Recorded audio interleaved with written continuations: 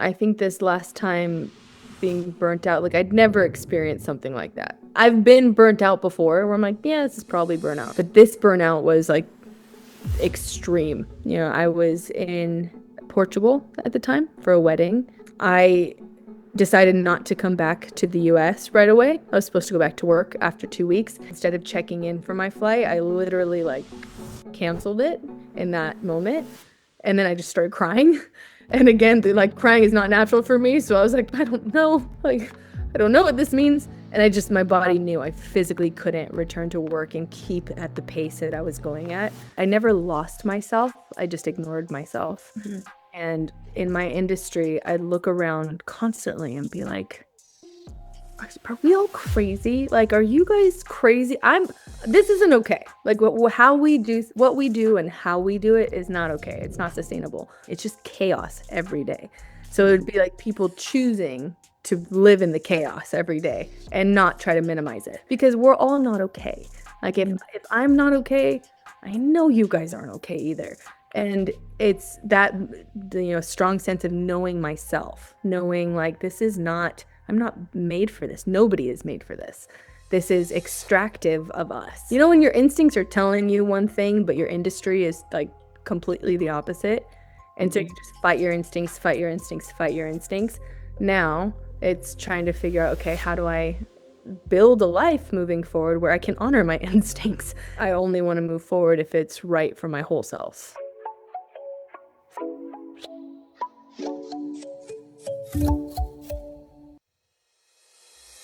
Hi, everybody. Welcome back to Coffee Break Season 4. In this season, we've been exploring the topic of personal narratives.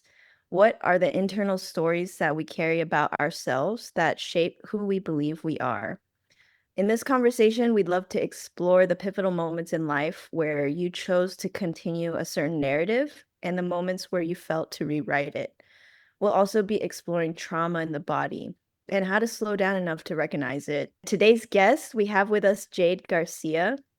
She is a multi-Emmy award-winning field producer for CNN with over 10 years of covering international and domestic breaking news. A fast-paced, solutions-based journalist who is learning the hard way about the benefits of slowing down and living mindfully. So, one of the things about trauma in the body is that you don't have to remember it for your body to relive it. And Jaide, you've mentioned mindfulness, physical awareness, and knowledge of self as your kind of trifecta of life, reminding methods that have rescued you on many occasions. So, I'd love to just talk a little bit about your story, who you are, and what you mean by this. Okay, great. Well, thank you for the introduction, and hearing my own like bio read to me is terrible. Like it feels so like, oh, that's that's my LinkedIn talking, which that yeah. It's so interesting because talking about identity and then writing a bio is like, oh, what, not wanting my identity to be something written out on a page, but then also it's really hard to describe oneself or describe, what we have done in our lives or who we are without having to, Combine it too. Yeah. yeah. Yeah. So it's also revealing like when I sit down to write a bio or write a summary, it's like, oh, how these are the things I need to undo. Like some of these are what I need to break, some of these identifiers. So hearing it, I'm like, oh, I don't like it. But thank you for that introduction. It was still good. Still We good. always wish that a friend could write our bio for us. Yes. Yes. Yeah. I mean, it's one of my best friends, we have tried to do that for each other where I'm like, let me write your bio because you have done so much more than what you give yourself credit for. And vice versa. She'll write mine, not this one necessarily, but we try to help each other out because we always see the best in each other. But I don't know why it's so awkward, definitely for women. I don't think men have this problem, but it's awkward for women to like put down what they have done, who they are, and not feel like, oh, is that too much? Am I overselling myself? Am I selling myself short? Like nothing seems, we're hard to describe because we're just Mhm. multifaceted, which is a good thing. But yeah, we should have, instead of like Bumble meetups for friends. It should be like get your best friends together and write each other's bios. Well, tell us, what have you been up to lately, and what has this journey been like for you in terms of mindfulness and knowledge of self that you've talked about? Yeah. Well, it comes off the end of not being mindful enough and having enough knowledge of self for a really long time. As mentioned in my bio, I have been a producer for CNN for 10 years. And within those 10 years, I've had many, many, many roles. So whether it's being a producer on our international desk, dealing with international breaking news every single day, every single night, overnights, nonstop, 24/7 news. Or recently, my position was being a field producer, which I love to do, which is anytime some news breaks somewhere, you go to it. And I would be, leading our team of a producer, a correspondent, a camera person, and we would get to wherever the story was and produce live television from there, also digital content from there, and just be like the feet on the ground and like the pulse of the story, which is amazing. If you're a journalist, it's amazing to be able to like be a part of the story. But after 10 years of like really you have to shut yourself off in order to do the job. But personally, I didn't want to shut myself off completely because I became a journalist because I care about people, and I became a journalist because I want to help people. And that idealistic view of like I want to change the world or at least make a positive difference, you have to still care. Like you can't turn yourself off completely. um but it's really difficult industry for people who have a heart. And it's also a Yeah. difficult industry for people who don't have a heart. It's hard. So you find, I think I can't speak for everybody, but I would venture to say that almost everybody has to dissociate from themselves in order to just do the job. Mhm. And so after 10 years or so, it's like going really, really fast paced towards a brick wall and knowing at some point you're gonna hit the wall and you can either bust through it with a bunch of injuries or you can hit it and collapse. Or, there's no like bouncing back off of a brick wall and there's no jumping over it or going around it. Um, so over the course of 10 years, I definitely was feeling a buildup of like, who am I becoming? Like, is this me? I don't like this. I don't like having to do XYZ. I'm not okay with this, but I have to just do it. So my body and my mind were completely separating because a lot of things I knew I just had to do, and so I would just do it. But eventually, my body really just stopped me and pulled me back and was like, no.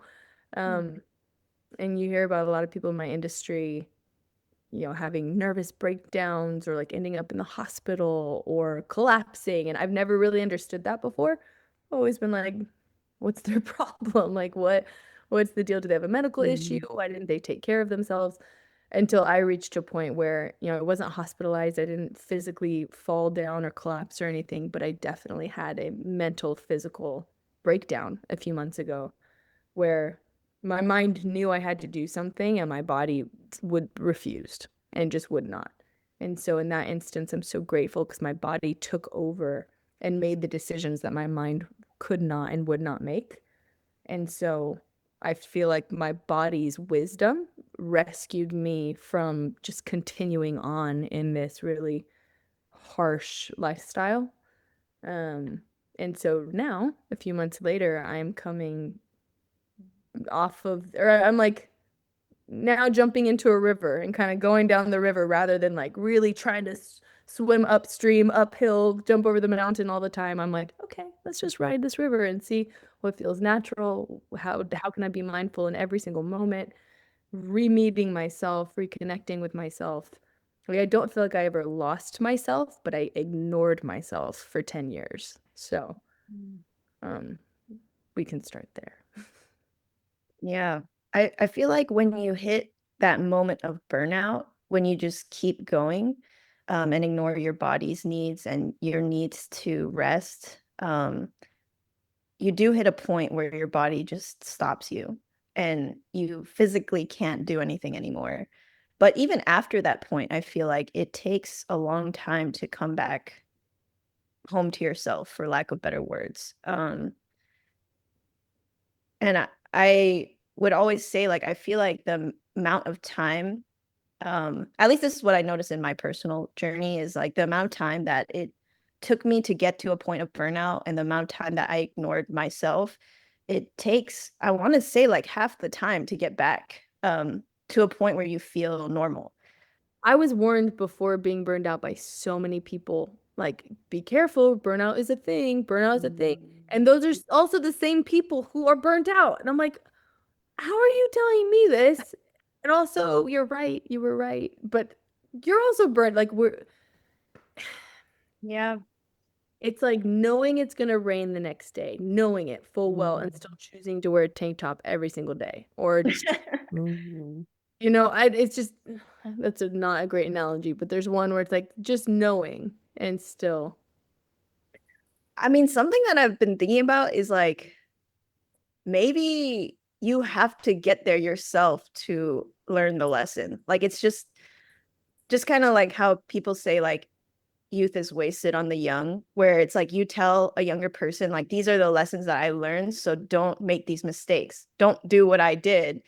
And they won't listen because they haven't felt it. They haven't been there. So I'm starting to think, do they just need to, like, do you need to just go through it yourself to really learn the lesson? I think sometimes the answer is yes, and then other times I don't know, because like you can go through burnout once and then be faced with a situation where you're putting yourself through burnout again. But Or at that point, it's like you choose it. you choose it. Yeah. Yeah. Well, that's why I think this last time being burnt out, like I'd never experienced something like that. I've been burnt out before where I'm like, yeah, this is probably burnout, or like I can't do much, or I feel like it's just been layered where I was like, well, I was burned out, but I didn't have time to be burned out. So then I just did it this way differently. But this burnout was like extreme where I literally couldn't. I would see it. I was in Portugal, but I would just see a text from a coworker and I'd like just start crying. And I'm not a crier. So that's what was so weird to me where I was like everything makes me cry right now. I can't stop crying. And like that's a weird sign for me. Now I'm a crier and it's great. And I love like let's do a podcast on crying because what a new world. It's so nice. Like my face had to get used to it. My eyes are always red. Like it's just weird. But that first time it was such extreme burnout that I was like I felt like I couldn't function. Um and it was not the same that I'd experienced before. And so it took so much for me to get to that point where like I literally couldn't function. I'm like, I'm not I'm not a functioning human. What does this mean? And I was yesterday, but I'm not today. Um, but I do think that we should do an episode on burnout because I'm sure everybody's burnout looks different, but nobody's actually listening to the warning signs. Right. Like for me, like I do think that's how people get hospitalized. I do think that's how people have actual big health concerns and risks. For me, I'm grateful that I don't have health concerns in that way, and I think that my spiritual grounding was able to get me through it. Otherwise, I'm sure it leads to depression and anxiety and things that people then might start self-medicating to get through, and it's like it's a whole slippery slope that looks different for everybody, but I don't think the warning signs are clear enough. Yeah. And the stress will literally translate to physical illness if you don't give it attention. Yeah. Yeah. That's something I told my therapist, which I've never even had a therapist before, so that was new too, where I was like, "So I tell you stuff? Like, how does this work? You ask me or I ask you? What do we do?" Um, but Over here, like interviewing your therapist. honestly, I know so much about her. We became very good friends, and yeah, she's great. But there was a point with again with that ball of energy where I'm like, I feel like I'm dying inside. Like my cells are decaying because the stress that I didn't think was stress, that is actually fight or flight stress response 24/7, I'm so used to, and my body has just adapted to it. But now, me aging physically and those doctors saying like you feel like a 50-year-old back or you feel like you have a 50-year-old's back and maybe you're pre-arthritic and like this shouldn't be this way. I'm like, stress is killing my body. Like my cells are not, they're not replenishing fast enough. My cells are old because all of the energy is going towards like the acid in my body, I guess. So like you're saying, yeah, stress, I don't know that stress kills, but your body's response to stress and the way that your body has to maintain that stress, that absolutely does kill. Mhm. Yeah. So a question that I have for you is, do you think people who, I mean, obviously when you're in a profession like journalism, um, it's going to be high stress, high tension, and require a lot of you. Do you think there's things that people can do to not hit the wall? Yeah, honestly, right now, no. I do, I don't know that there are. It depends what kind of journalism you're in. You know, if you're maybe if you're doing magazine journalism or, fun journalism, for lack of a better word, maybe it's different and you can have more boundaries or better boundaries for yourself. I'm sure there are companies out there who, help their employees have limits with time and how much they work. And if you're not covering news, you might be okay, but specifically for the news industry, for those of us who are covering the effects of daily life and the events that happen. And I mean, I always tell people, I'm like, do you enjoy watching the news? Have you watched the news recently in the past couple of years? Like, how does it make you feel when you watch it? And people are honest and they're like, yeah, it's really um what's that word? Depressing. It's really depressing. It's negative. It's sad. It makes me, I don't feel that great after watching it, or I'm afraid all the time. And I'm like, yes. So imagine that's how you feel consuming it. Imagine making it, and it's not like we're creating something out of thin air, but imagine being the people who have to have their hands in that content and their mind in the story every day, nonstop. It's like if you feel depressed, we also are not um like living our best lives, you know what I mean, mentally. Mhm. So right now, to answer your question honestly, no, I don't know of a way that news people specifically can avoid getting to this point. What I've witnessed from a lot of my coworkers, and granted, I've only worked at CNN, so I can't speak for other networks and the way that other people do things, but I do have a lot of journalist friends who also cover the news, who have also experienced what I'm experiencing. And I felt really supported by them because they're like, burnout, it's a real thing. But when we burn out, there's no time to like let yourself burn out. You can't really just mm, not be yourself for a while. You can't really like resting for 2 weeks is not going to do anything for the amount of healing that needs to take place because it's physical burnout, it's mental burnout, it's emotional burnout, and again, I guess there are different positions too for people. Not everybody's out going to the story and seeing the things that my team has to see. um I wish there was a better answer to this. I wish I could say yes, there's a way to avoid it. I guess it's just being really, really, really protective of yourself, protective of your emotional capacity, and being able to be in an environment or create a working environment where you have boundaries and you can say like, no, I'm sorry, I don't want to work on that story. Or like that's really hard. You can't, it's the job. So you can't really, be like, oh, I don't really want to deal with this school shooting today. Thanks. I'll deal with it tomorrow. Like Mhm. you have to just handle whatever's thrown at you. And if you can't handle it, then you shouldn't be in the industry. Like Mhm. right now, it's overall a very toxic industry for mental health. Mm. How have you navigated holding all of the stress that your role Put on. required of you. Yeah. yes required? Yeah. Yeah. Um,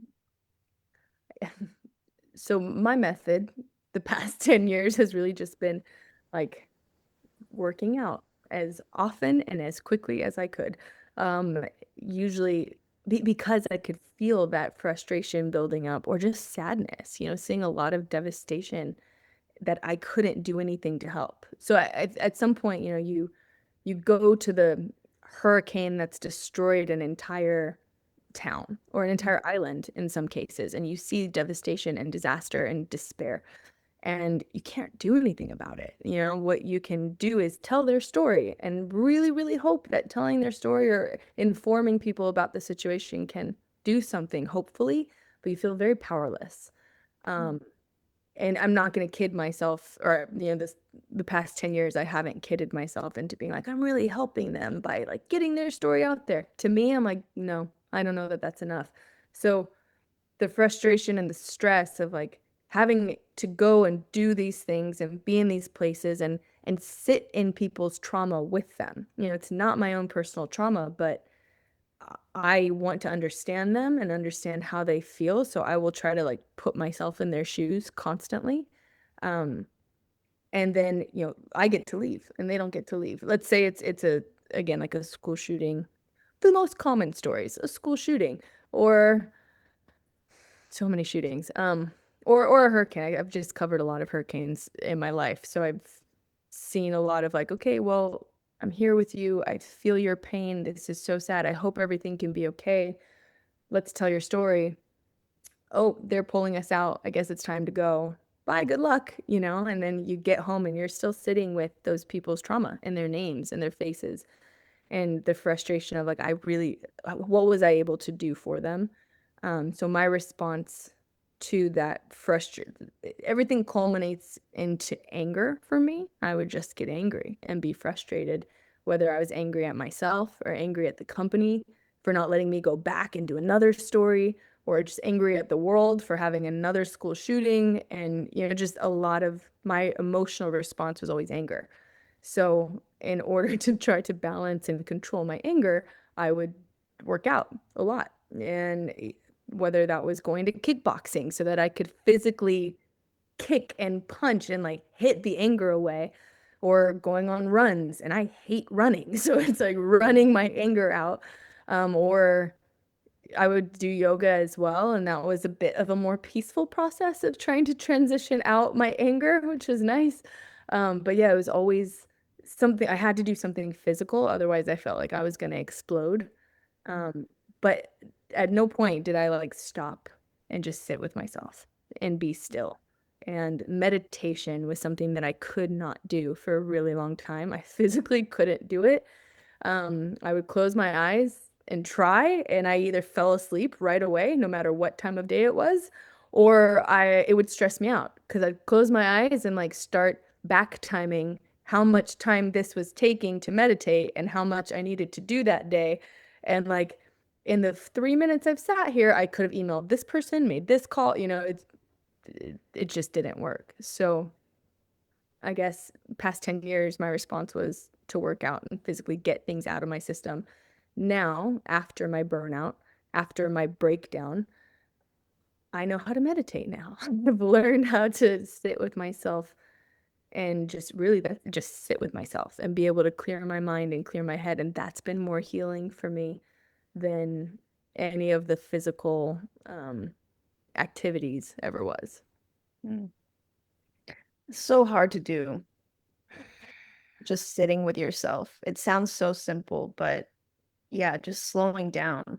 Um, Even if it's 3 minutes, and being okay with not being productive every second of the day. Mm-hmm. Have you ever felt like your value was centered around work? Oh, Um, 100%. Your identity was centered around work? Yeah. I think it's funny because I felt like an identity hopper at some point. Like I grew up being an athlete, so my identity was I'm an athlete. I am athletic. I am in athletics. I am always playing a sport. And that was my identity before high school, during high school. I played college soccer. So even into college, it was like, oh, she's one of the athletes. And that's how I would identify. Like, oh, I'm a soccer player. I'm the soccer captain. Or I'm like Ken in the Barbie movie, like I soccer, I I athlete. Mhm. It's like, Yeah. hi, what's your name? Hi, athlete. Mhm. It just wasn't too much of an identity, I would say. Mhm. And at some point in college, I had to stop and recognize too, like I'm also a Christian. I'm a very strong believer, and I was allowing my identity as a soccer player overshadow my personal self identity as a Christ follower. And so at some point in college, I was like, oh, this isn't cool. Like, this isn't good. If I have to describe myself, Jade is first thing, I'd be like soccer player, family person. And I'm like, oh, I don't want that though. Like, Jade is a Christ follower. Jade is a family person, loves her family. Jade is an athlete. That should come third. And once I stopped being an athlete and became a journalist, then I just went from being a soccer player to being a journalist. So my identity hopped. And yes, 100% of my value was in both of those things. My sophomore year of college, I tore my ACL and had to sit out a year because of surgery. And that was like an identity crisis that year because I was like, oh my gosh, like if I'm not playing, who am I? And I'm so grateful for that year of not playing. I'm so grateful because that was also gave my mind time to rest. And I heard a lot from God during that year because I was just able to be still. Um, not to get too super spiritual, but it's like, people pray and I would pray all the time, but praying had turned into a one-way communication where I'm like praying at God or praying to God, where he was responding, I think, the whole time, but I wouldn't shut up long enough to listen. And I couldn't stand silence. So how am I supposed to hear him when he's talking to me if I won't stop talking? So during that year of like, who am I was able to quiet my mind and hear more from him and just be led a bit more about what mattered to me in life. Was it just soccer? No, there were so many other things. And that recalibrated the direction that my life was going to go. I wanted to be a professional soccer player. I did not become that, but that's okay. That year opened me up to service trips. And like I went to, not that year, but a year later, I went to the Democratic Republic of Congo and worked with an NGO there. I went to Cambodia and worked with an NGO there. And I was just kind of like, that's what started getting my mind towards journalism and going to these places and telling stories of people who were in need. And so, but I still did that identity hop from being an athlete to being a journalist. And now all of my value is in what I can produce and my output. And you'd think I'd learned my lesson at some point, but I didn't. I have now, but I didn't back then. And so this recent breakdown, it was the same thing where I had to really ask myself, who am I if I'm not a journalist? Who am I if I'm not a soccer player? And realize the same thing that I had to realize my sophomore year of like, I'm still a child of God. I am still a daughter, a sister, an aunt. I'm still just me, just a person who has value without what I do. Um, and so it's been multiple identity questions. Not really identity crisis, but identity questions for sure. And I'm hoping that my lessons learned this time will stick and I won't have to have another identity crisis in, 10 years from now. Mhm. I feel like in life we tend to take on these different identities, and I feel like for me too, God has been constantly, consistently challenging these identities like that I hold so tightly that I'm like, if I didn't do this, or if I wasn't this, or could do this job, or whatever it is, then I'd be a mess. Like I wouldn't know like what to do with myself. But in this season for me too, he's like stripping it all away. Like anything that I ran to for meaning or like higher than him. So I can definitely relate to your story in that. Was there a specific time in your life when you first recognized that your body was holding trauma? It's been an unraveling of realization now. It's like the older I get, the more I realize how far back that trauma goes. And it's just resulting in I have chronic soreness, and that's never been diagnosed, so I can't be like, I'm chronically sore, but like I am chronically sore. I am always sore. I can do 5 push-ups right now or 100 push-ups and be the same amount of sore tomorrow. I did yoga this week and went on a run, and I feel like I ran a marathon and got hit by a truck. Like I really silly little things will make me sore. But this isn't new. This has been my whole entire life. And so because I've been an athlete my whole life and When I say athlete, like I was a very competitive athlete at a very young age. So at the age of 6, I was already playing 3 sports competitively. At the age of 10, I was competing in gymnastics, which just pounds your body, playing on a boys' team for soccer, and probably playing softball or something, some third sport. And that was at the age of 10. And so then it just got more and more. I played high school football for a bit, which beats up your body. I pushed a rib out of place by just hitting that, stationary sled when I was a freshman. No, I was a sophomore. Nope, I was a freshman. I've broken my ankle dirt biking. Broke my arm in gymnastics. It's just, I think the start of the buildup of trauma started when I was very young, just by being so physical. Um, I was a daredevil as well, so I would, climb the tallest tree. I was doing cartwheels on top of goalposts. Seriously. God. Like my poor, actually, my mom was fine. Like she knew I could handle myself. So I don't think I don't think my mom has any trauma from me, but I traumatized every adult at the soccer field every day. Like they would come up and be like, "Get down, sweetie, you can't do that." And I'd be like, "You're not mom. You don't know what I can do." So I should not be intact today for things that I would do as like a 5-year-old and a 6-year-old. So I can't say like, oh, physical trauma started back then, but I just started wearing down my body very early, which meant that I've been sore my whole life, but I've been doing three practices a day my whole life. So I thought that was normal. And I don't think I realized it until I got into college, just how normal my soreness, just how not normal my soreness was. Because for the first time in my life, I was in an environment with one team, not playing multiple sports, one sport, one team, where we all were doing the same thing. And we all were doing double days. We all were doing the same lifting drills. We all were doing the same amount of sprints. And I was super strong I was probably actually, I was the strongest on my team. And so I was lifting the most, but not lifting the most all the time, if that makes sense. Like I wasn't trying to do more. It just naturally I was very strong, but I was always the most sore of everybody. And so I'd pull back and do less weight, but like do what everyone else is doing, and I would still be so sore and everyone else would be fine.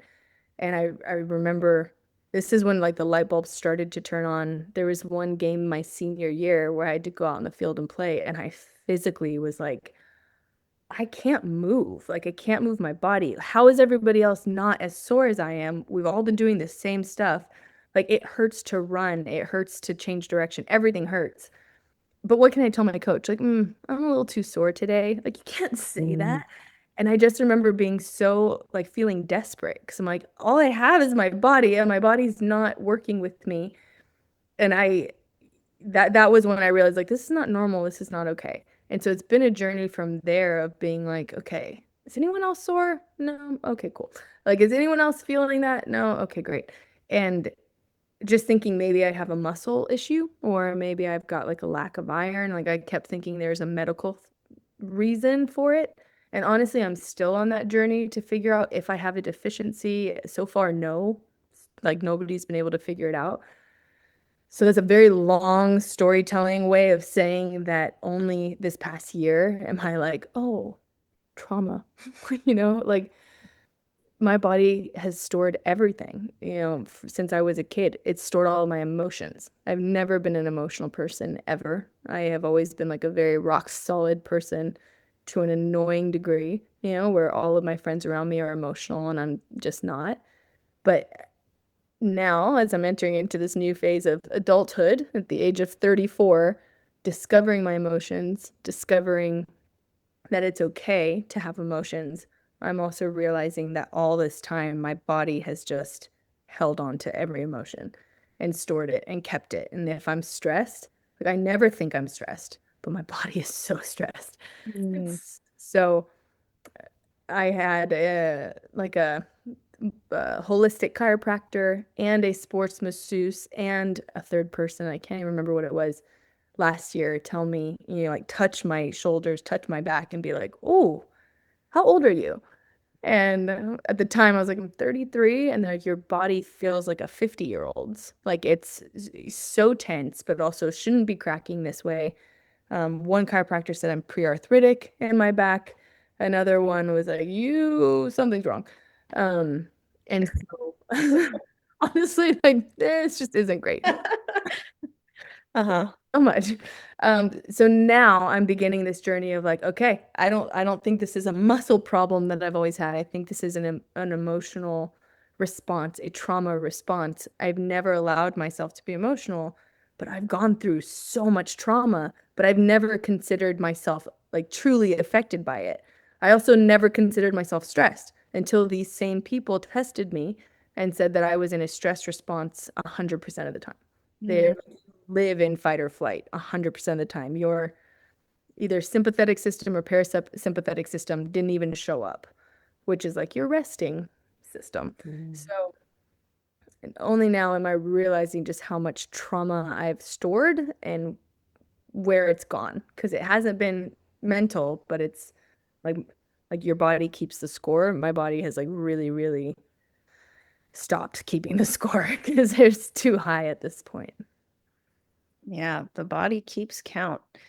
Can I ask you something? When was the first time that you started to carry this narrative that you are not emotional? Yeah, yep. Very valid question. Since I was a kid, my whole life, honestly, my whole life, because um, I've got two older sisters. I've got a lot of extended siblings, but I grew up with two older sisters who I'm extremely close to.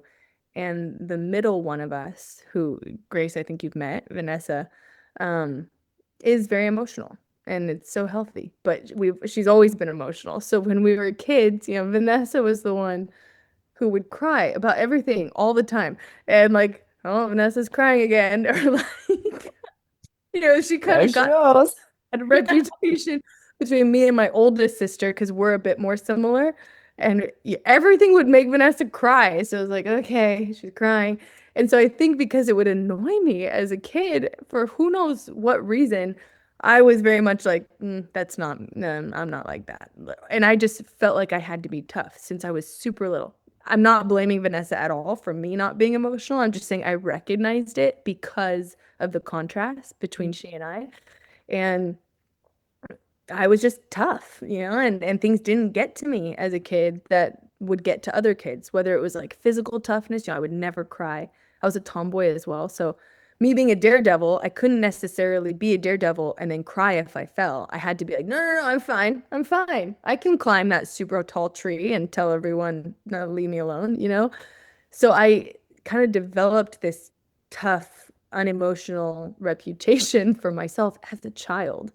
And then I guess I liked that. I liked that identity for myself. I also, being a tomboy, I was tougher than a lot of boys that I would play with. And, if they cried, I definitely saw crying as a sign of weakness, Mhm. 100%.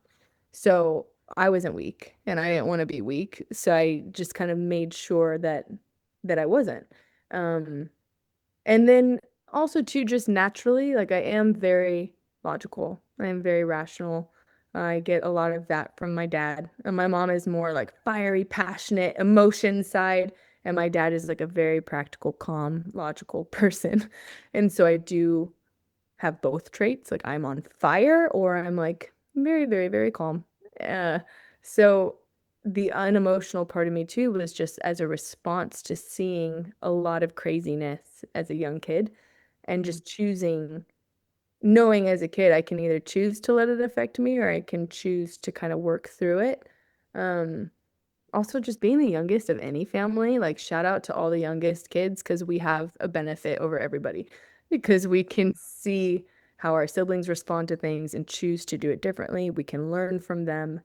Like we just have such a leg up in the family tree because we, get to learn how to handle things and how not to handle things. And so yeah, since I was a really young kid, I decided to not be emotional about stuff. And then that stuck with me. And genuinely now, like this year is the year that I'm like, no, I can be emotional. Like I can cry. I can cry. Like I I've been crying the past 2 days nonstop. And I'm like, this feels so weird, but it feels good. It feels it's nice. Crying is nice. Nobody ever told me that before. Don't they teach this in school? I know, honestly. It's that like nap room and just cry room, but be encouraged, like, go ahead, go on in there if you need to cry. I might need a cry room in my apartment. We have meditation rooms now. Let's have some cry rooms. Oh, man. I can really resonate with your story in terms of like not being the kid that wasn't emotional for the longest time. The origins of that narrative that I was carrying, which is I am not emotional. It came from my parents' rewarding behavior that was not emotional. And also, I think too, like I saw my siblings were all very, very, very emotional. Um, and I noticed the contrast, but also I realized like, oh, I don't want to, like, there needs to be some balance in this household. Yeah. But then you silence yourself because of that, like for a long time. And then when in adulthood, when you experience things that require you to have emotion, like you should be getting angry about this, you should be sad about this, and then you don't. Each time, I think the body really does hold that. It doesn't go anywhere. It just stays there because it never got expressed. It never got released until you hit a point where your body is like, all right, that's like we're at full capacity and we're just going to feel everything now. So I can definitely relate with that. How have you been navigating that, this chapter of feeling? I mean, so that I shut off feelings just like you did my whole life, except for one. One that always came through no matter how much I wanted it or didn't want it was anger. Like I Mhm. was, I've been saying this is what I've been saying about myself, and now I'm trying to stop using this language, but like I was born angry. And I do believe that. I do believe that I literally popped out of the womb angry because I came out very defensive, very like hands up, kind of me against the world. Um, and it makes sense because like my backstory is my parents are awesome. They met on the soccer field. They were like teammates, but they have never been together. They were never married, which is fine, but they were never even together when I was born, which is also fine. But it was my mom was a single mom with two girls already. A devout Christian member of the church who our church was amazing and is amazing and was great with her, but like imagine being a 29-year-old single mom with two kids and pregnant from a man who you're not technically like with. Um, I think there was a lot of probably shame for her, and so I think and fear, and worry and all of these things. And my mom and I have talked about this a little bit, but like, the environment that I was created in, the environment that I was woven together in her womb, I think was just filled with a lot of fear. And if, as a human, I think we are really products of our first original environment. And so when I say I came Mhm. out angry, like I'm serious. I think I came out with knowing it was me against the world, kind of being defensive. I didn't let my mom hold me. I would scream, I would kick. Like I didn't let my older sister Vanessa hold me till I was like 2 years old. I would be like, don't touch me. Like I didn't want to be loved. I didn't want to be hugged. I just didn't trust anybody. And um so I'm like, okay, it's not my fault I'm angry. I was born like this, like God created me angry, and that can't be a bad thing. And do I believe God created me angry? No. But I do believe that anger was in like the seeds of my development. Um, but that doesn't, I kind of let it start being an identity thing for me once I was creating that narrative for myself. And I also, through the age of 1 to 10, had a reputation for being angry. Like my sisters will tell you that they thought I was possessed as a toddler. I would, when I threw tantrums, I like caught on fire. My eyes would turn orange. My face would be so red. They were like, whoa, put the demon baby in the corner, let her cool off. her with the hose. We don't know how to handle her. So I was like that baby from The Incredibles, Jack Yeah, Jack, yeah, yeah. and would just like light on fire. That was me. Um, so knowing that I've just been angry my whole life, but it's not my fault, but it's nobody's fault. It just is a fact. And so I've been able to accept that as an identifier, but also as a fact. But also at some point, I grew really close with that anger. I was like, you know what? Anger is not a bad thing. It's not the villain. It's not something that just causes pain or feels pain or is defensive all the time. Like sometimes anger is a good thing. And, the Bible talks about Jesus having righteous anger. I do not believe that I have righteous anger. I'm not sure that that is for us, but maybe it is. But anger, some anger can maybe be from God or like, um, I mean, there's a lot there. I'll leave that alone. But there's, I get angry when people are treated poorly. I get angry when I see injustice. I get angry for people who aren't able to defend themselves. So it's like a lot of my anger also led me to become a journalist. And so that a lot of those emotions would be any emotions I felt would be translated through anger. The first time, anytime I cried as a kid, it was because I was angry, not because I was sad, but I was so angry. I punched my cousin in the face, first boy I've ever punched in the face, not the last, but the first. And after I punched him, I was so mad I started crying. And then I was mad that I was crying because now my whole family could see. And we were in the pool, and it was after my grandma's funeral when I was like 12. And so it was just like not the right time or place to be punching my cousin in the face, but he deserved it, and I don't regret it. But I cried. For the record. For the record, I regretted not hitting him harder. That's why I also started crying because I was like, it wasn't enough. And I'm like at the side of the pool crying, and my mom, not even as concerned that I just punched someone in the face, but concerned that I was crying because I was not a crier. She's like, "What is wrong?" And I told her, and she's like, "Oh, well, like that's not okay. But I know he probably deserved it if you went that far, but like, why are you crying? So that anger's never gone away. It's always been there. And so as an adult, knowing full well that I cannot just punch people in the face if I'm angry with them, um, I've had to really just swallow that anger and at some point just let it just sit and store in my body and figure out like how not to express it, how not to explode, how to just keep it locked up right here. And that's where kickboxing comes in, playing soccer comes in, working out, like all of that will kind of work through that anger, but it doesn't go away. It still just sits there. And so all of those other emotions that were never let out would have to go through like the anger filter. So if I'm sad, actually it turns into anger. If I mean, I can be happy. I can be happy. I don't think that turns into anger, but it's just, I don't feel it as easily.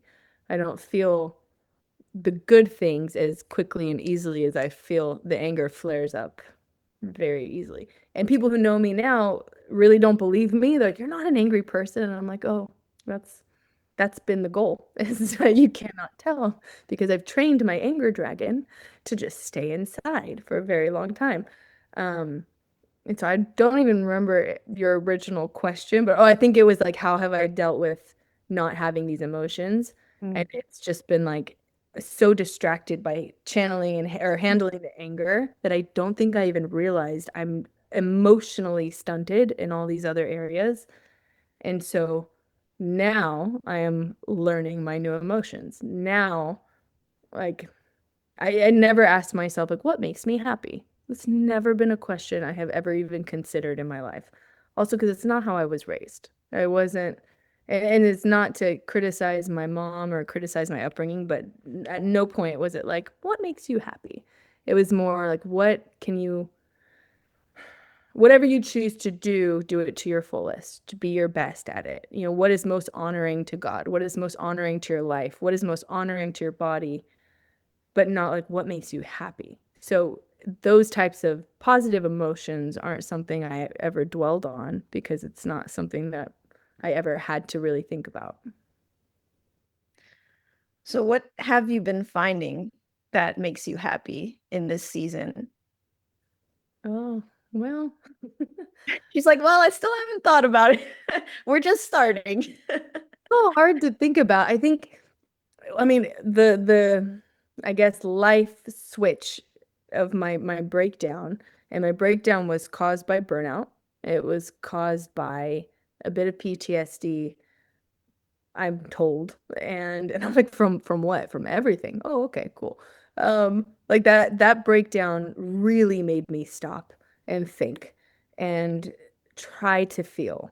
And so it's been a lot harder to feel anything, honestly. It kind of made me go numb for a bit. I was so broken. I was so broken. This is in September, but it was nice to be broken. It was nice to just not care about anything. So I broke down to a point where I was like I can't carry any of this. And when I try to, I crumble.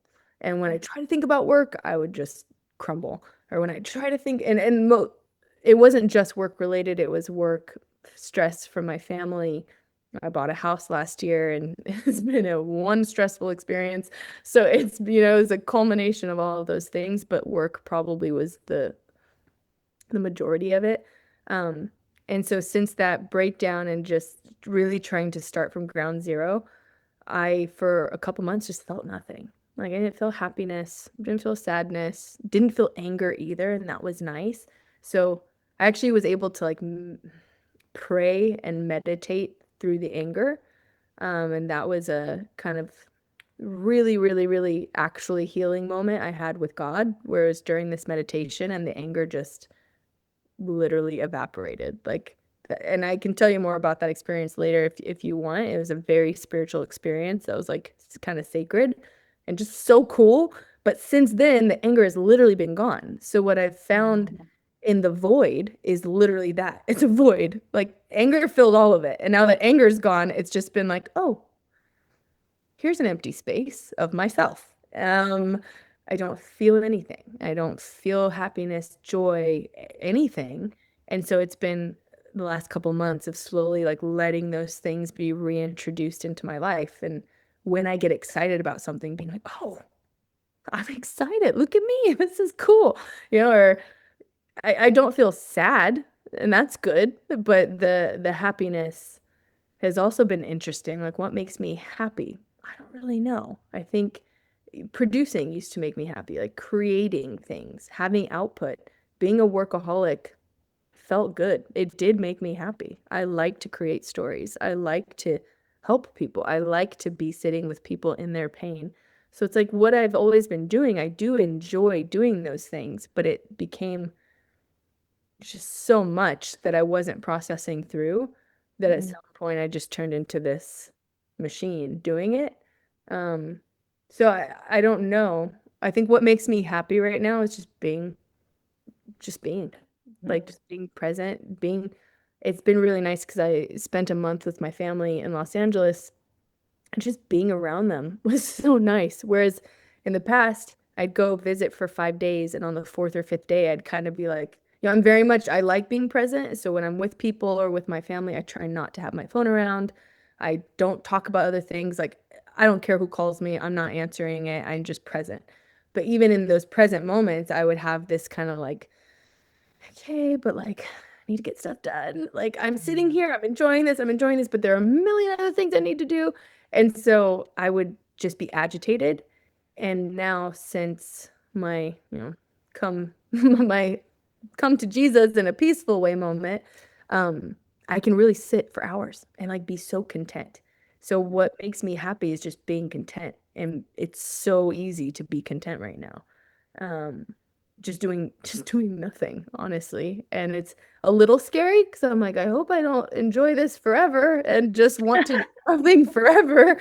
But that's truly like sitting and just staring at trees makes me really happy. And like the birds are really cool. So they make me happy too. And it's getting joy from like literally nothing. And it's nice. So I think right now is, maybe come back to me in 4 months and I'll be like, these things make me happy. But right now it's just the little things of life that are making me just so grateful and so appreciative. So obviously gratitude then makes me happy. Um, yeah, Yeah. coffee makes me happy all the time. Wow, that is a really powerful experience. I can't imagine the journey it took to get to this point. Yeah, it's been interesting because, like I said, I never lost myself. I just ignored myself. Mhm. And in my industry, I look around constantly and be like, are we all crazy? Like, are you guys crazy? This isn't okay. Like, how we do what we do and how we do it is not okay. It's not sustainable. But I'd look around for a like-minded person to agree with me. And everyone is just very, I love my coworkers, but like it was just a very kind of not robotic. Robotic would imply we had routine and would do the same things and we didn't. It's just chaos every day. So it would be like people choosing to live in the chaos every day and not try to minimize it or not try to like, let's make it better tomorrow. It's like Groundhog's Day every day. Every time we'd have breaking news, people would respond like it's the first time we'd handled breaking news, which meant stress reaction, treatment, stress response. Everything was so high stress. And I'm not that person. And it's not that I don't care. I'm like, whether I stress out about this and get it done in 2 seconds or stress a little less and get it done in 4 seconds, it's still gonna get done, And looking around me where nobody else seemed to be like-minded, even my best friend and best friends in the industry, I'm still telling them, I'm like, you're crazy. Like you guys are crazy because we're all not okay. Like if I'm not okay, I know you guys aren't okay either. And it's that strong sense of knowing myself, knowing like I'm not made for this. Nobody is made for this. This is extractive of us. Like we're all giving so much of ourselves to an industry. And granted, like I think news is kind of a public service. It's totally a public service. It's something that people don't do it for the money, they do it because they care. But it turns into this really stressful, chaotic, toxic environment of like always having to respond and being scared all the time and who knows what'll happen. And it's just so reactive. And through that whole time, I never bought into that. I never was like, yeah, okay, let's call. Oh my gosh. Like I just couldn't be the way that I was supposed to be as a journalist. So it's been a journey of knowing, like I've known myself this whole time. Like I've been pretty solidly myself since I was a kid. I knew myself then. I know myself now. But along the way, it was still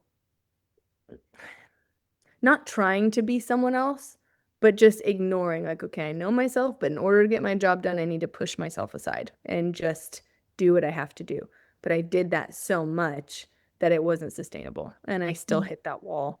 And I do wonder, I didn't lose myself, but if I could have integrated myself in a little bit more, and I think I did at times, just with trying to keep peace and keep balance. And I've been told by coworkers that like they did appreciate my calm mentality or appreciate the peace that I would bring, but it wasn't enough.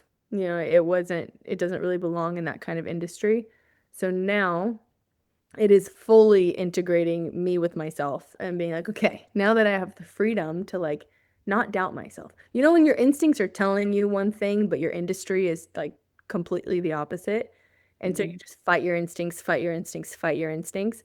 Now it's trying to figure out, okay, how do I build a life moving forward where I can honor my instincts and I can trust my judgment, because it's always been there. And I didn't need to learn all these lessons to get back to myself. I already knew myself, but now it's like trial and error in this. I don't want to call the past 10 years an error by any means. I've learned a lot and I did a lot, but moving forward, I only want to move forward if it's right for my whole self. Mm. I've been having similar thoughts or exploring similar thoughts in my own like career path that I've gone because being in like film, television, in like video production, a lot of times it can also be very like high stress, high turn environments where everyone's like running at this like pace that's just incredibly fast all the time. And I've been experiencing something similar where I look out at my colleagues and I'm just like, this is not okay. Nobody's okay. And yeah, one is a testament to the system of how how corporations are, how jobs are, how extractive our capitalistic society is. But another one is like everyone's like the hustle culture mentality that I'm sure is more prevalent because we're in America, is this narrative of like either one, you're gonna fall behind if you're not spending all your waking hours like being productive, which I've been challenging that narrative too. And I think working at the pace that I did got me to the point where I'm at, where I've been able to say that I've done some things or accomplished some things or learned some things because I pushed myself to a certain degree. But these days I'm thinking a lot about like what was the cost of that?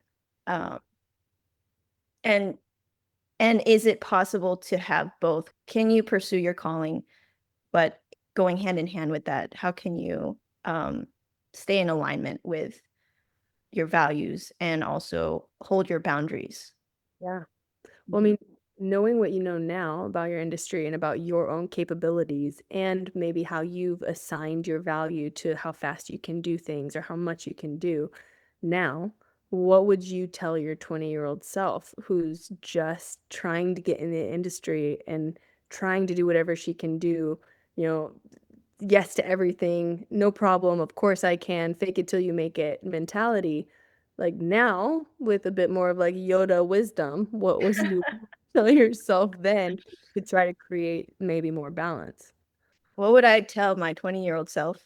I think it's like you're gonna have your whole life to work, quote unquote. Um, but I think it's just enjoying like the moments as you go. Like learning how to be present is like going to be a constant battle, because like you said earlier in this conversation, life doesn't slow down for anybody. And yes, sometimes we have these pockets where we are able to slow down or life forces us to slow down, and that's where we recognize these moments of, oh, like let me figure out how to be present. Let me That's it slows down enough for you to see where you haven't been aligned. But at 20, I think I was incredibly anxious about my future. I wanted to do something that had high impact, that helped people. And I also had a lot of fear around surviving and money because of my upbringing. And this fear of scarcity that my parents constantly reminded me of. So I think I was just like running at a really high pace for a long time. But I would say you miss out on a lot of life when you move at that pace. And then the little life that you do have, you're probably putting it into, for me, I wasn't so healthy like you doing kickboxing and all these like physical activities was like a lot. Pre-arthritic now, so I don't know how healthy it was either. For me, it was a lot of things that numbed me, whether it was like drinking or like other bad habits, self-destructive habits. But then on paper being quote unquote successful or on paper looking like I was doing all the right things, but inside being very unwell. So I think now I would say keep dreaming big, keep making big goals for yourself, but don't forget to pour into your other relationships, pour into figuring out, yeah, things like what makes you happy. Um, because it's a crazy experience like to get to 30 years old and be like, I don't know the answer to this question. Or like, however old you are when you're faced with this. I think the sooner that we take time to answer these questions, the better. And I don't know if that's a great answer to that, but that's just what's been on my mind lately. Yeah, I think it is a great answer. I mean, it's something I think about that all the time too, where I'm like, could I have done differently, or what advice would I give to young journalists now, or just young people now? And it's like, yeah, I was speaking to a class 2 weeks ago. My aunt teaches a mindfulness and meditation class at a university in Virginia, and she's amazing. And I went with her to class one day, and she's like, talk to them if you want, tell them about yourself and your journey with mindfulness. And at the end, they asked me some things, and they're like, what do you recommend for people who want to be journalists or like jumping into the industry? And I have a lot of interns who will come ask me for advice, and I'm like, oh, it's hard because on one hand, we like we would say different things to ourselves now because we experienced all this turmoil. But if we didn't experience all this turmoil, would we be as mindful as we are now? If I didn't hit burnout so many times until it finally like literally shut me down, would I really realize the value of being mindful and being still and being at peace now? Because I grew up similarly where I mean, I was never reminded like you need to make money, you need to do this. I just grew up in poverty. And so I still live with this. I have to fight the poverty mindset every day to be like, okay, I don't need to be a millionaire, but like I can't be on food stamps. I need to really try to be somewhere. There's a big in between, but I want to try to be um, I don't want to be stressing about money my whole life, but I also don't want to work just for money and live just for money. I hate money. Like I hate thinking about it. I hate talking about it. I like hate that money is such a big deal, but the fear of not having it is a real thing, and it does spark this need to like hustle and hustle and hustle. But I guess at some point realizing like when is it ever going to be enough? What is enough? How much is enough? And what do I actually value in life? And I feel like I've sacrificed so much time with my family the past 10 years.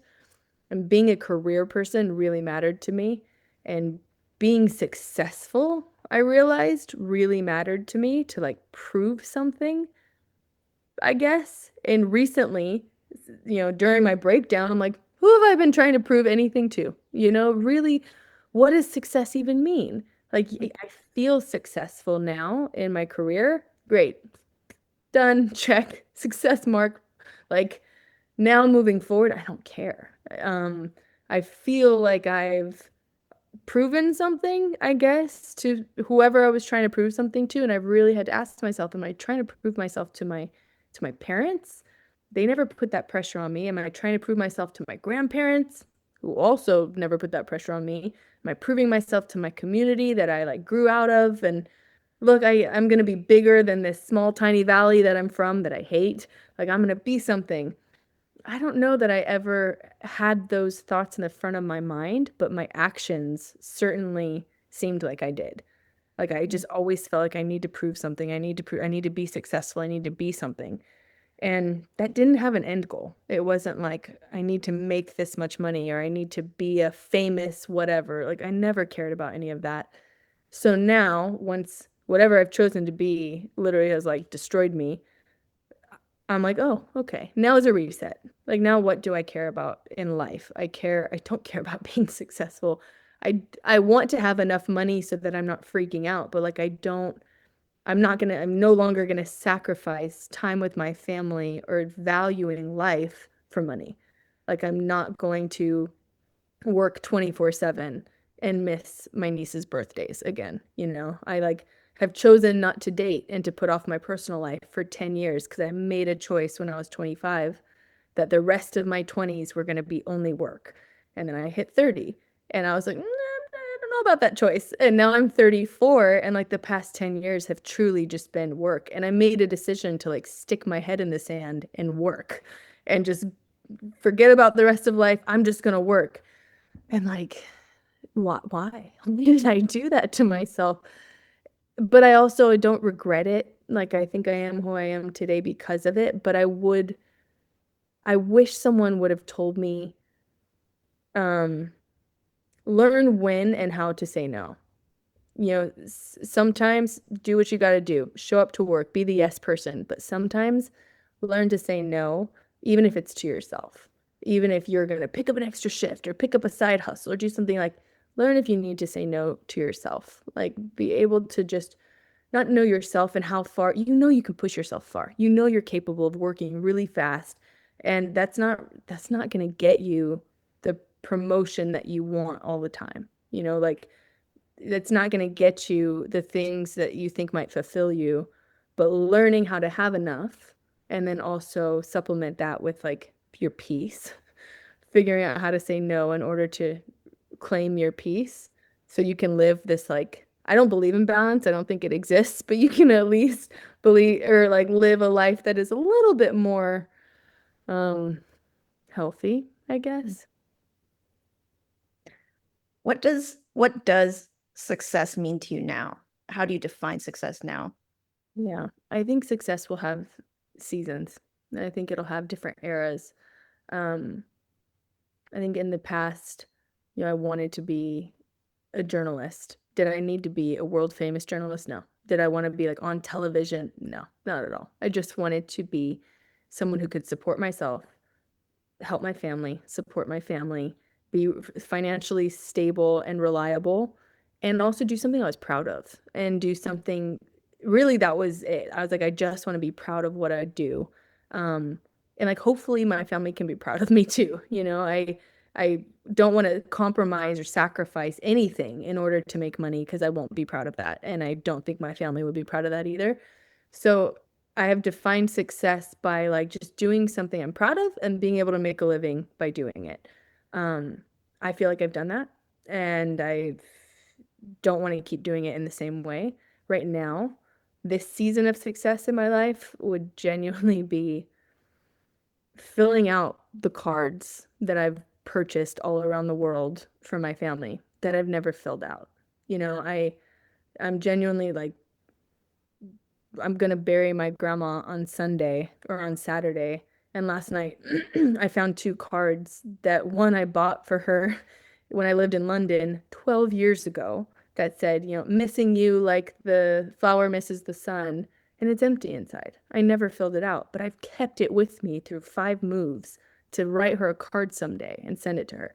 I have a postcard for her from somewhere that I never filled out. It's like I've had all these intentions all throughout my life, the past 10 years that have been so work focused. I'll see something and be like, oh, my grandma, or oh, my nieces, like family, people I care about, relationships, and I'll pick up something with the intention to be able to fulfill those acts of relationship, and I never did it. And so now I'm like, success to me is sending my nieces their birthday present on time. It's filling out the cards that I bought for my grandma that I'm never going to get to give her now. It's realizing all of the personal family relationships and friendships too that I've had that are close that I've not been able to go the full step with those. It's sending that heartfelt text to my four best friends, being like, hey, I really am thinking about you and caring about you. I don't have time the past 2 weeks, but like, I love you and I'm going to make time in the next month to come see you. Like, success would be really fulfilling the relationships that I've grown and maintained. But like, those are what lasts my lifetime, not finances, not my career, not a website with my name on it. Like that means nothing to me.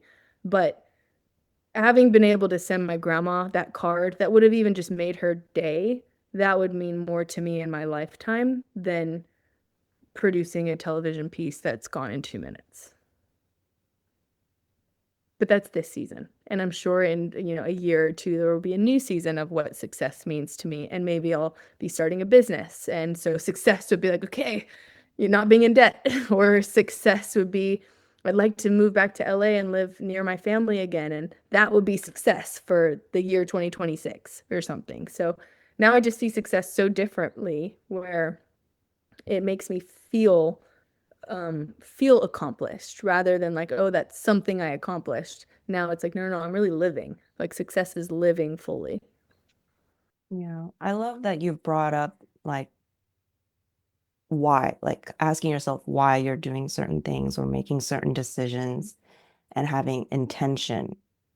Um, and I just really love that how you shared the story of your journey in this conversation because it I feel like the message, and hopefully for our audience listening too, that what they'll take away is kind of just there's more than just acknowledging, I think, and identifying that there's something not aligning with you in your life, or there's pain, or there's trauma. I think that's like just the first step. But a lot of times people stop there. They just they see, okay, something, for example, my mind is not aligned with my body, or I'm experiencing pain. Uh, and I love too that you mentioned that then comes a period of like this void where you're releasing that, whatever it is that you're holding or you're struggling with. And that's kind of the time that you're grieving too, because you have to grieve the fact that you held this, pain or whatever it is. And then from there, figuring out, okay, what do I want to fill myself now with?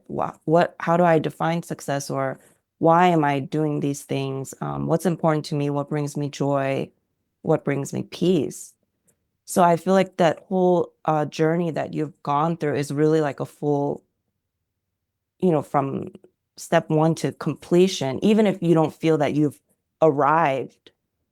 I really feel like that's such an important message for people, is that it's not just identifying things that are maybe holding you back, but then filling yourself with the good. Yeah. Yeah. Asking yourself things. I'm a big, big, big, big proponent of journaling, not just because I'm a journalist, but I love journaling and I give people journals all the time. I'm like, here, take it, write to yourself, because Mhm. I think you're not going to stop and just sit and talk to yourself. Some people do, and I do sometimes, but it's like you can think and think and think and think, but there's nothing to document your thoughts. Thankfully, nothing infiltrating your thoughts yet. Or there probably is something to document your thoughts, like a chip you just put in and whatever. Um, but you learn so much about yourself by writing to yourself. And things I express on paper are so far from things I would express verbally to someone else, where I'm like, whoa, I didn't realize I thought that. But stopping, the what makes you happy question, but also what do you want? Oh, that was the hardest. That's still the hardest question for me. And people are like, well, what do you want to do? Or what do you want? Or, yeah, what do you want? And I'd be like, well, I'm so used to making what other people want to do happen as a producer. I'm so used to just making it happen and considering what everyone else wants and thinking, oh, it's selfish if I only consider myself, or it's selfish if I put myself first, and really having to break that lie that it is not selfish to just get to know yourself and at least have an idea of what you want, because it's pretty scary if you don't know what you want and you don't know how to figure it out. And that's where I was. Where I was like, I don't actually know what I want. I know what I used to want, but I'm already doing that. And now my wants have changed because I'm not 25 anymore. So stopping and realizing, yeah, there's a void, there's a disconnect between my heart and my mind. For just saying this for people who may be feeling the same thing or may realize there's a bit of a delay between what they want and what they do every day.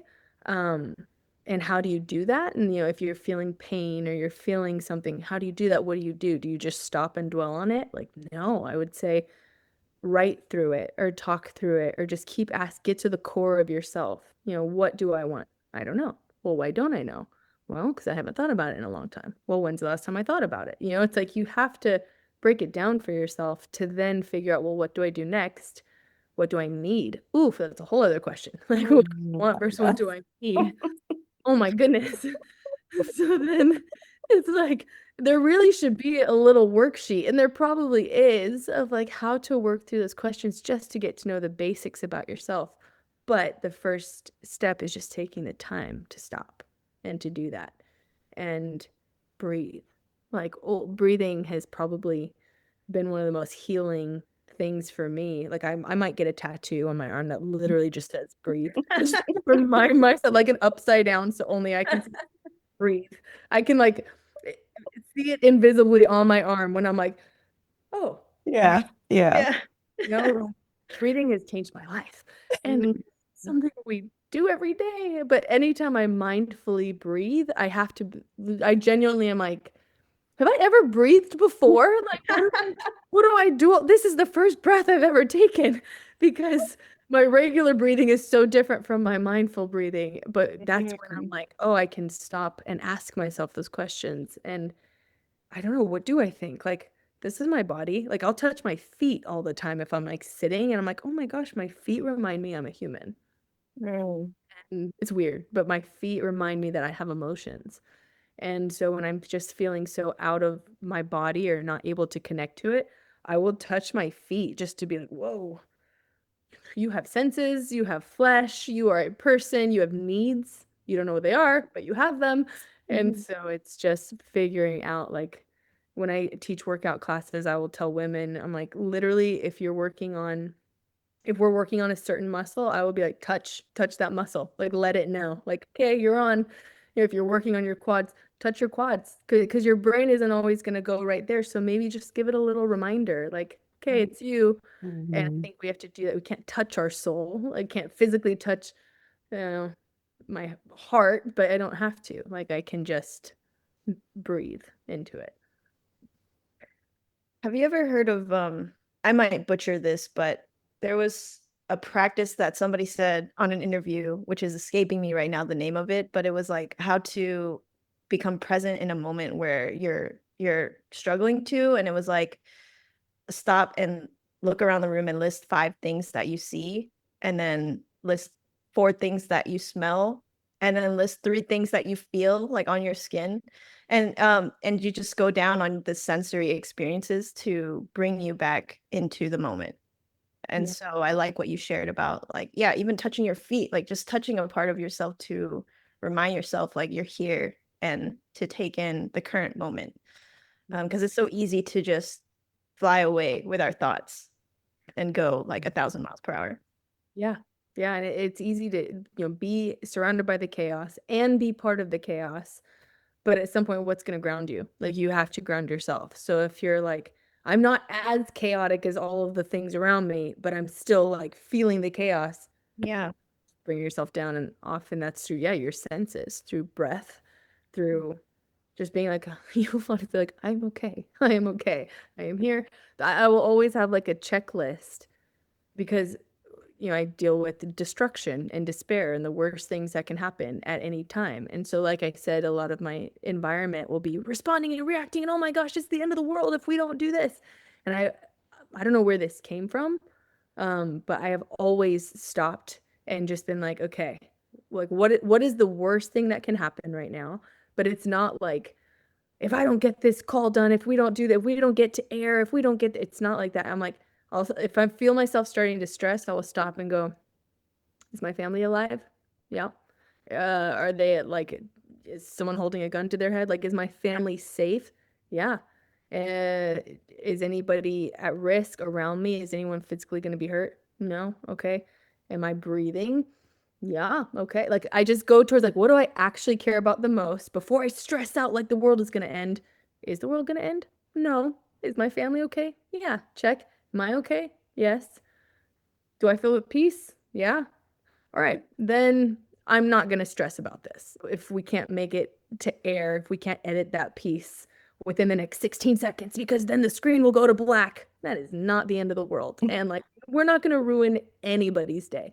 So it's like the things that everyone thinks are so important. I have my checklist of like, is this the most important thing? Like, is anybody else's family in here going to die if we don't get this on air? No? Okay, we're all going to go to sleep tonight. Hopefully, wake up tomorrow.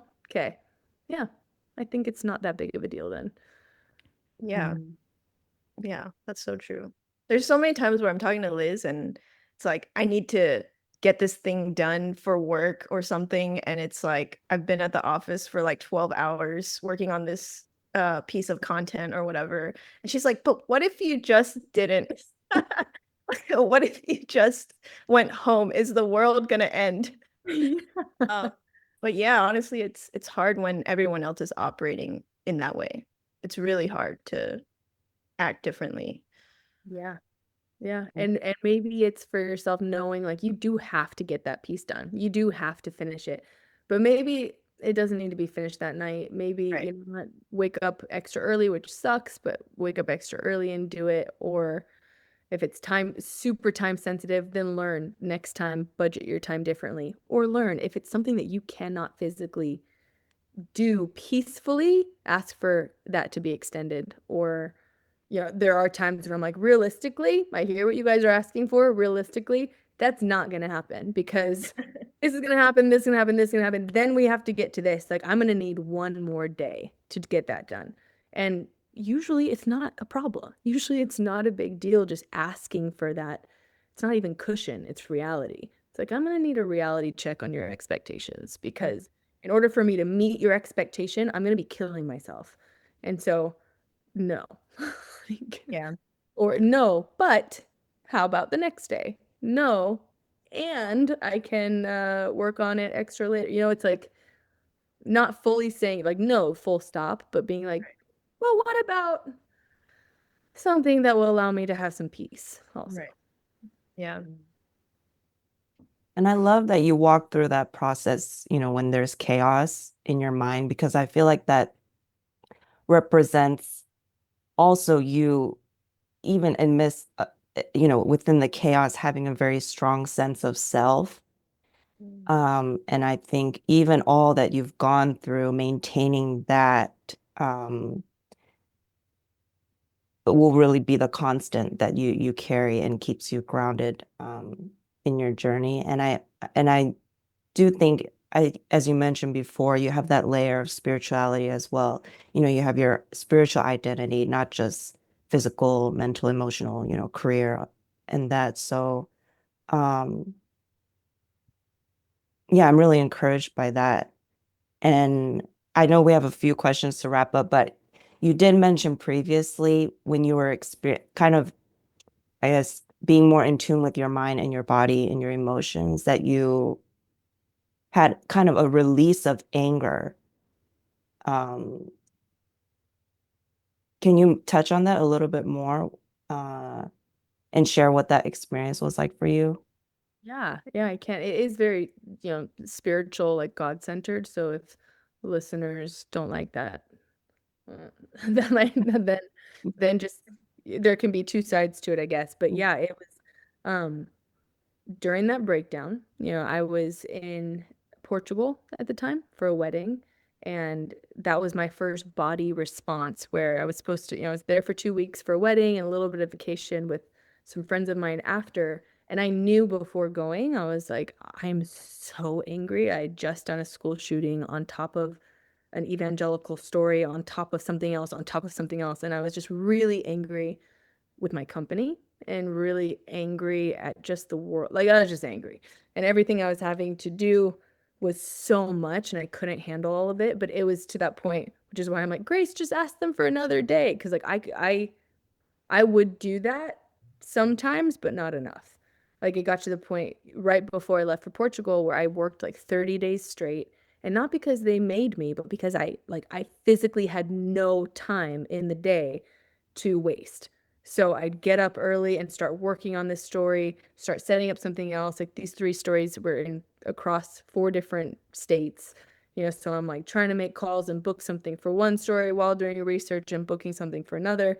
And they didn't make me work my weekends. I just had to work the weekend because I had that much work to do in order to make the things happen. So, was I burned out? Yes. Was that on top of regular burnout? Yes. Was that on top of life burnout? Yeah. You know, I was like Mm. triple bypass burned out. And before going to Portugal, I was like, if I didn't leave right now for this trip, like I think I might physically explode. Like something is wrong. Um, on top of all that work, then we had a school shooting, and I was like, oh my gosh, okay. So went to the school shooting, which like usually should be very sad, should be something that is like really hard to be around.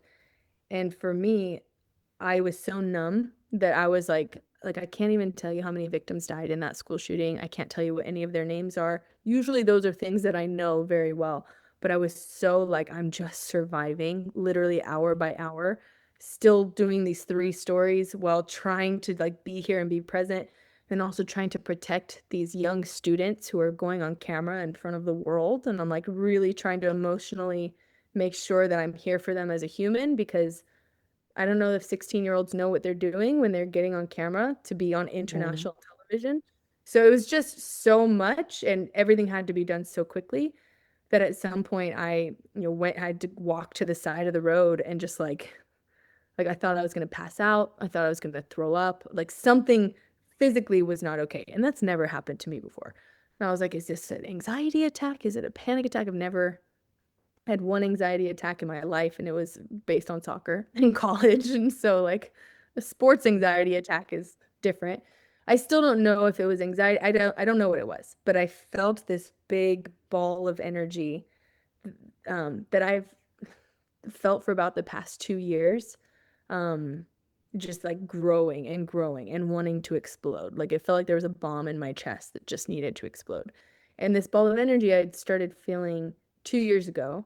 And it like I remember when I first started feeling it, I couldn't sleep for like a month. I just couldn't sleep well. And I was like, something is here. I don't know what it is, but it was small.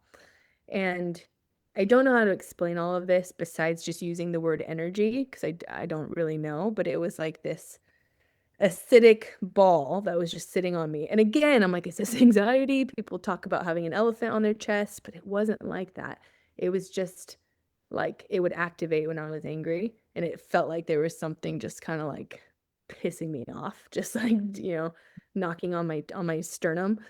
And so that's the backstory to being at the school shooting, feeling like it was going to explode, going to Portugal and being like, okay, I need to calm down. I'm here for a wedding, but still just being so angry and having all of that anger just, my anger dragon was like on fire. And so I decided not to come back to the US right away. I was supposed to go back to work after 2 weeks. And that was my body's first like physical movement of no. Like instead of checking in for my flight, I literally like canceled it in that moment. And then I just started crying. And again, like crying is not natural for me. So I was like, I don't know. Like, I don't know what this means. And my body knew I physically couldn't return to work and keep at the pace that I was going at. Like I was going to explode. So long story is still long, but I, ended up finding, I stayed in Portugal for a few weeks, and I literally, by like the grace of God, ended up in this random little town in Portugal called Portimao for no reason. I just like the Airbnb jumped out to me, and I just felt instincts tell me to go there.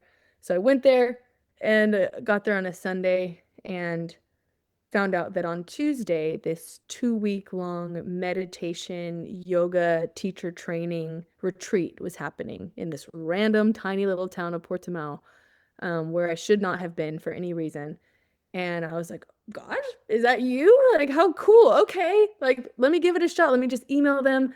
If they have openings, if this is supposed to happen, it'll happen. If it's not supposed to happen, they won't have openings, then that is so okay. I will just go to the beach and cry every day, because that's all I can do right now is just break down and cry.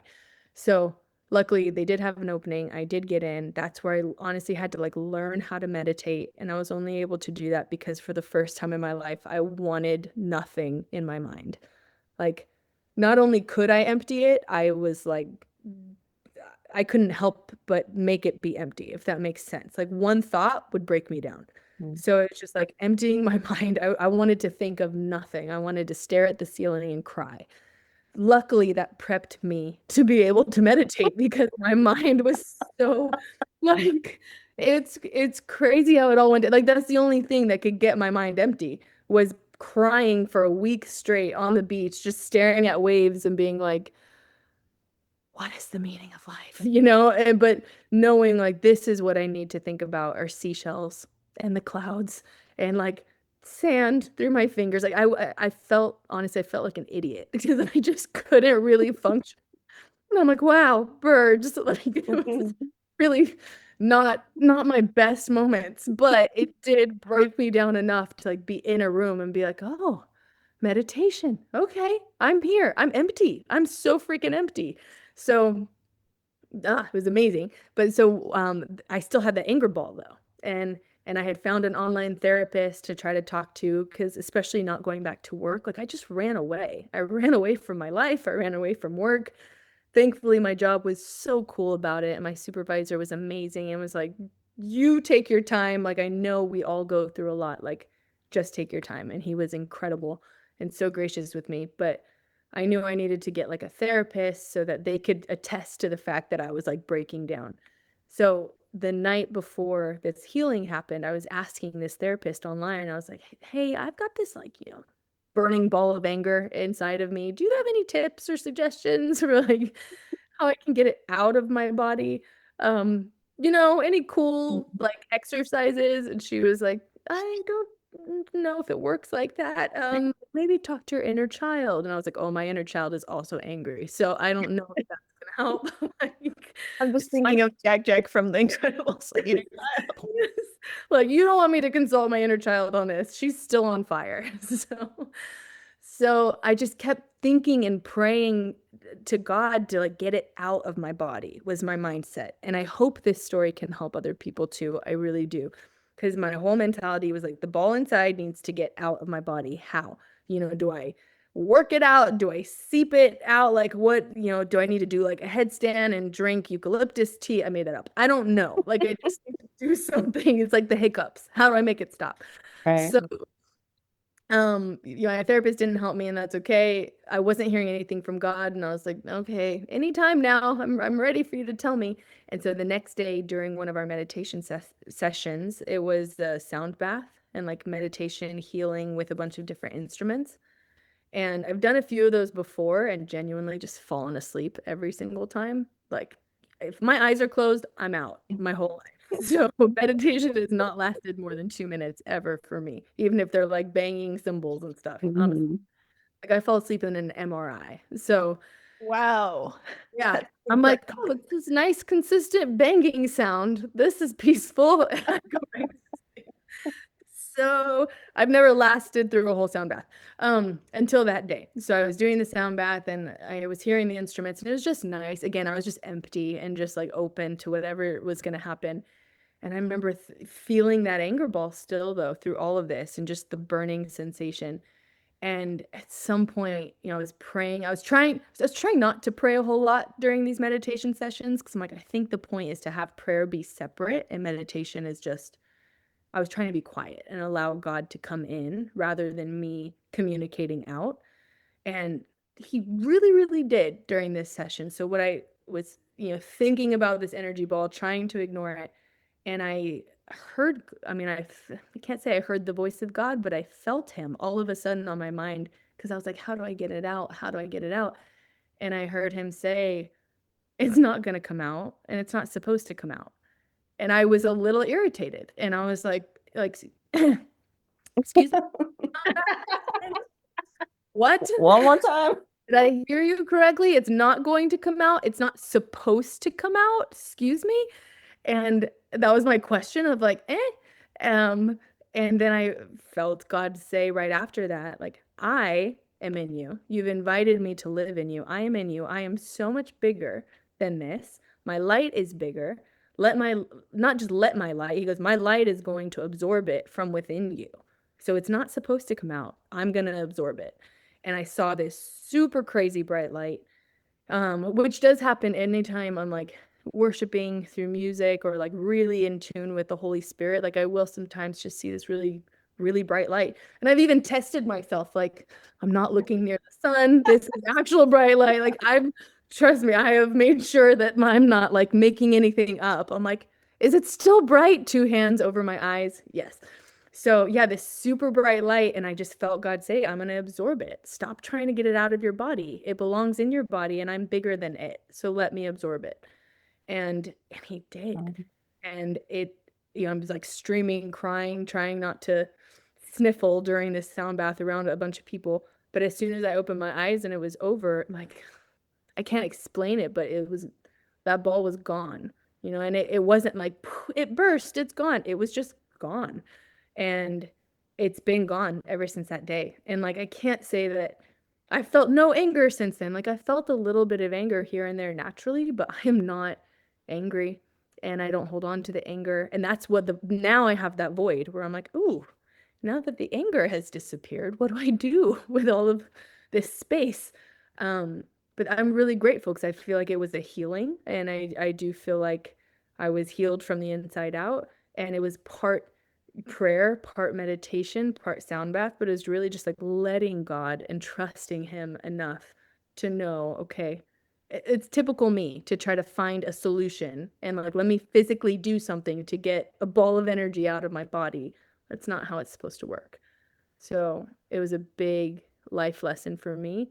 Um, and I'm just so grateful because I don't know what road I was headed down with that big ball of energy, but it wasn't a nice one. Wow. Thank you so much for sharing that. Um, I feel like it just kind of reminded me of something Grace and I had talked about earlier, but when you reach a point of so much overwhelm, I feel like that's when you can't help but feel completely empty. Uh, and that's kind of like, for me, when I think about that feeling, it's like hitting rock bottom. And then you have no choice but to surrender yourself, and you have no choice but to let go and let God do whatever, he's supposed to do. Um,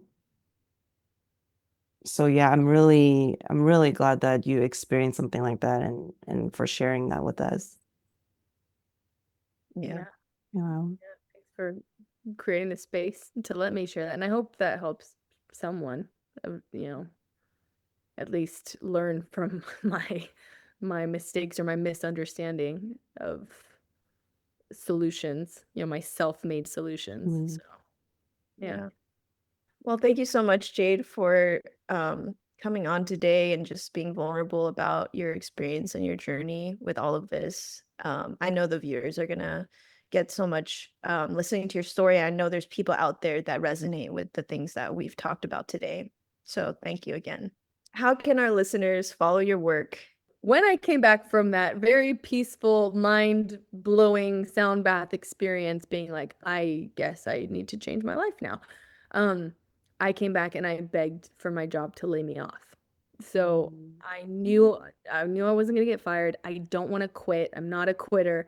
I'd been at CNN for 10 years and I was like, I can't do this anymore.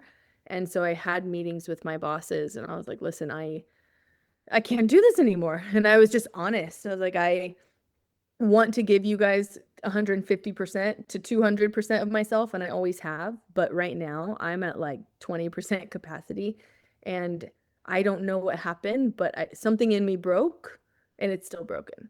Like something snapped, and I don't know how long it's going to take for me to come back. So please, please, would you consider laying me off? Because, of course, been there 10 years, I get severance being laid off. And so I just can't, I know it's not the same story for everybody and it's not the same case for everybody, but they did honor my request. And so in February, I was laid off. And I can't even describe the joy that I felt that day. And I've had to be very sensitive because a lot of other people were laid off too that didn't want to be laid off. But for me, it was like an answer to prayer, a sign of them listening and actually caring about me. My mom almost cried when I told her because she was so happy for me. Like my whole family rejoiced that I was laid off. And like, I guess that's right now, happiness for me is being laid off. I've had an amazing time. I'm so grateful. And so I'm living on month 3 of being laid off, and I have 7 months of severance. And so I'm like, really taking this time not to force the next move and not jump into a brand new company. And I don't want that again. Like I really want to learn from the past 10 years and not just go back to corporation. I do love working. I am naturally a workaholic, so I know I'll just jump right back in and sacrifice everything. So if people want to follow my work, they can follow what I've done in the past. The stuff I'm most proud of are soccer stories, which nobody asked me to do. I just liked doing them. And so what I'll be doing the next couple months might be more soccer related, just because that's what I enjoy covering. And who knows? Like there are a lot of ideas I have, a lot of project ideas, maybe a podcast, maybe a video series of a few things. Like I've got a lot I'm thinking of, but nothing that I feel has been like, don't feel released to pursue any of those things yet. So when that happens, I'll definitely let you guys know. In the meantime, like, I'm on social media, I'm on LinkedIn. What are you looking forward to personally in this season? I mean, we've kind of talked about it already, but is there anything specific? I'm just looking just getting back in touch with myself and realizing, oh yeah, I do care about this. I do care about that. Um, I know that sounds vague, but like the past 10 years have been me expanding myself to care about everything a lot. And realistically, I do care about everything. I want people to be okay. I want the world to be at peace. I want politics to just not infiltrate all of our conversations and hearts and minds. But I'm really excited to figure out now, as 34-year-old version of myself, what do I actually care about that can help people, that can change things for people? What does that look like? I don't know exactly what it looks like, but I know I'm not gonna do it unless it's meaningful, and I'm not gonna compromise. So I'm really excited for the next phase of whatever I do to be a non-compromising one. Um, I think, it's funny because at our age, I've only been in my industry for 12 to 13 years, only had my, I was at CNN 10 years, but I was surrounded by people who have been there 20 years, 25 years, so still plenty of people in the workforce now are like, well, just wait till you get 20 years in. And I'm like, no, I'd put in 10 years. I don't want the rest of my life to be like this. I think our generation is a bit more inspired by what could be, because yeah, we've had to prove ourselves to fit into the world that does exist, but we do have an opportunity to make changes, to not change the world, but like make little things that tweak it. We can at least tweak the world so that it can get a little bit better here and there. And so I don't want to compromise by fitting into a system that I don't fit into and don't believe in. I'd rather either just totally avoid the system or create my own type of system. And so I don't know exactly what that looks like, but I want it to be honoring to people and to our souls and our hearts and our bodies, and hopefully give, back to others while also giving something to ourselves. That's it for today. Thank you for listening. We hope you enjoyed the conversation. To learn more about today's guests and find related links and resources, visit the episode page at nexusexperience.com. You'll also find our full podcast archive. If you'd like to support the podcast, please subscribe on Spotify, YouTube, and Apple Podcasts. And if you enjoyed this episode, please leave a review letting us know. Sharing the show with your friends is also incredibly helpful. You can find us at Inside Coffee Break on socials. For updates, make sure to subscribe to our newsletter on Substack. Today's show was edited by our co-host Grace Chung. We appreciate your love and support. See you in the next episode.